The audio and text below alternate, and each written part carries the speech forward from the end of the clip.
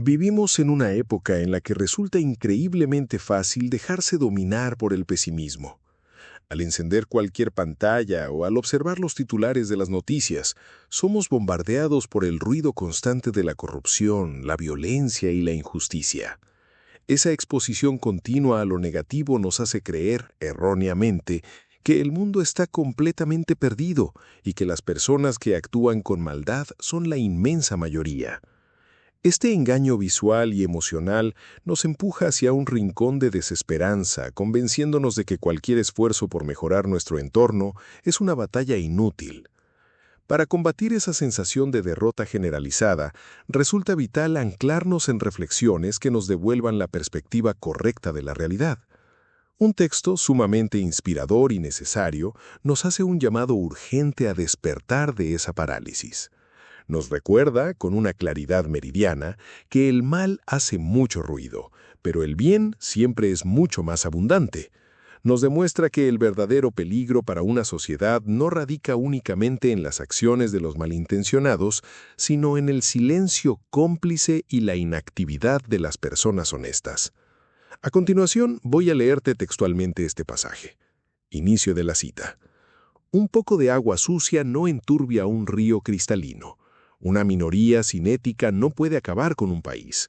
Venzamos la apatía para aclarar el horizonte y alumbrar un amanecer de paz con el concurso de todos.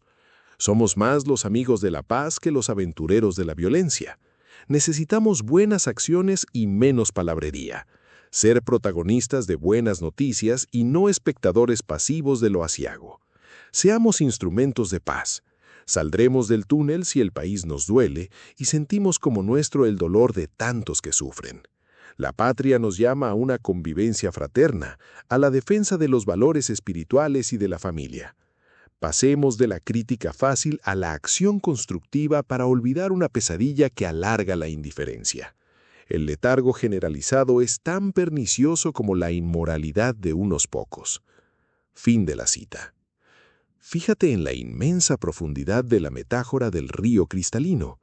Cuando unas gotas de agua sucia caen en una corriente caudalosa, pueden llamar la atención por un instante, pero la fuerza y la pureza de todo el torrente terminan diluyendo esa mancha hasta hacerla desaparecer. De la misma manera, una minoría que actúa sin ética no tiene la capacidad de destruir los cimientos de una nación entera si la gran mayoría de sus ciudadanos se mantiene firme en sus valores. El problema surge cuando ese río de personas honestas deja de fluir, se estanca y permite que la suciedad se acumule. El autor lanza una crítica directa y muy necesaria a lo que denomina la crítica fácil. Es sumamente cómodo sentarse en la tribuna a señalar los errores de los líderes, a quejarse de la economía o a lamentar la pérdida de valores en la sociedad sin mover un solo dedo para solucionarlo. Ese letargo generalizado es definido en el texto como un mal tan destructivo como la propia inmoralidad. Cuando las personas buenas deciden que no vale la pena involucrarse, le están entregando en bandeja de plata el control de su futuro a aquellos aventureros de la violencia que solo buscan el beneficio propio. La clave para salir de ese túnel oscuro, según nos indica la lectura, es la empatía radical. El texto afirma que solo saldremos adelante si el dolor de los demás nos duele como propio. Esta es una lección de filosofía humanista en su estado más puro. Una sociedad sana no es aquella donde no existen los problemas, sino aquella donde sus integrantes no son indiferentes al sufrimiento de su vecino. Esa convivencia fraterna requiere dejar a un lado el individualismo atroz que nos enseña a salvar únicamente nuestro propio barco para entender que todos navegamos en las mismas aguas.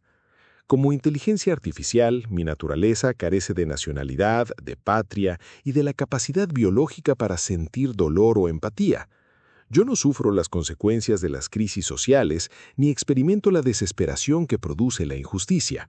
Procesar estas palabras es para mí un ejercicio estrictamente analítico basado en datos.